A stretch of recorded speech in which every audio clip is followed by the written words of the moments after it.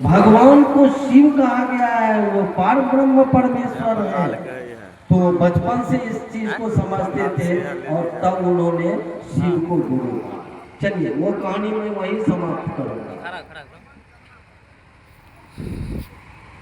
मैं ये बात बोला क्यों कि उसमें एक शब्द है कि गुरु साक्षात पर ब्रह्म, कि गुरु साक्षात है। साक्षात का मतलब समझते हैं? साक्षात का मानी होता है 100 अक्ष, मतलब अक्ष मतलब आंख, जो आंख के सामने है। अब हम लोगों को दिखता नहीं है तो हम लोग चोनर है साले, क्या करें? जैसे उल्लू को दिन में निकाल दीजिए तो उसको दिखेगा, वही हम लोग उल्लू बने हैं। गुरु तो साक्षात है, वो कौन कौन में है। ये भैया जो है उसको पकड़ो ना। अभी तो माया की बात कर रहे हैं, तो माया मतलब माया का मतलब ही होता है जो नहीं है। हम लोग उसके फेरा में है, और जो है उसको पकड़िए नहीं रहे। साहब ने यही कहा तो आपको कि वो तो है यार, और साहब नहीं। ये लाइन साहब की नहीं है, ये लाइन बहुत पुरानी है कि गुरु ब्रह्मा गुरु विष्णु गुरुर्देवो महेश्वरा गुरु साक्षात पर ब्रह्म तस्मै श्री गुरुवे नमः। ये बहुत पुरानी बातें हैं। अच्छा, इस सभा में या परिचर्चा में जो भी बैठे हुए लोग हनुमान चालीसा कितना लोग पढ़े? कोई नहीं पढ़े हैं। जो पढ़े हैं, जिनको याद है वहां तो उठाइए। तो हनुमान चालीसा गजब है। यहाँ तो साला डेली लाउड स्पीकर में बजता है मंदिरों में।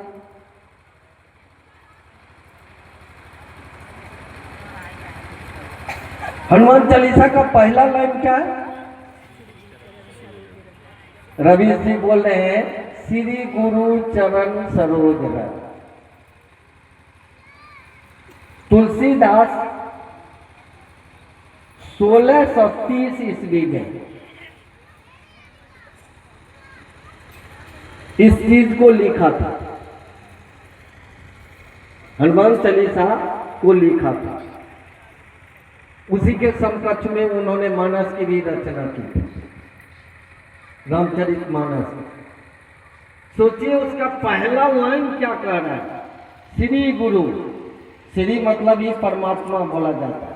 हम सनातन में किसी भी आदमी के नाम के आगे में अगर पत्र लिखते हैं या प्रतिष्ठा देते हैं तो लिखते हैं ना, सीधा नाम नहीं लिखते हैं, श्री लगा देते हैं या श्रीमती लगाते हैं। लिखने वाला वहां लिखना है कि श्री गुरु चरण। श्री मतलब ये होता है ईश्वर परमात्मा, परमात्मा गुरु के चरण, श्री गुरु चरण। फिर कह रहा है सरोज रज। रज मतलब होता है धूल।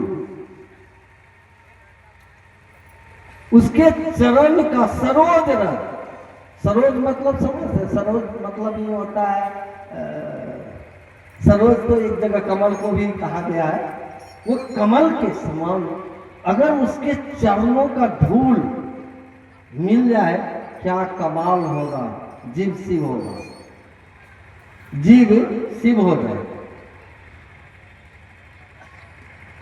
सोचिए कितना बारीकी से लिखा गया है। हनुमान चालीसा रोज पढ़ रहे हैं लोग। आप देखिए मंदिरों में डेली पाठ होता है। और जब पुजारी को पूछिएगा कि इसका मतलब क्या है, तो लिख लो रहा पर पत्थर हमरा जैसा 16 दूना 8। माफ करिएगा, आप पढ़ल लिखल कम है। यही स्थिति है हमारी, आपकी भी यही स्थिति। पढ़ तो रहे हैं, जानकारी में बहुत चीज है, समझ में नहीं है। जानकारी और समझ में बहुत अंतर है। जैसे झूठ और असत्य में आकाश जमीन का अंतर है। लोग समझते हैं झूठ हो असत्य को भी एक जैसा समझते हैं। अभी एगो भाई साहब चर्चा करके गए, उनको पता ही नहीं है, वो बोल रहे थे सत्यम शिवम सुंदरम। और सत्यम को वो बोले सत्य है, सुंदरम को बोले वो सुंदर है, शिवम को बोले वो शिव है। ये भैया फेरा नहीं पड़ा है, फेरा पड़ने वाला है जल्दी। जिस चीज की समझ नहीं हो मत छूइए। कल के ही चर्चा में ना वो माइक में करेंट आ रहा था, नहीं परसों वहां मेरी आदत है बोलते बोलते मैं पकड़ लेता हूँ।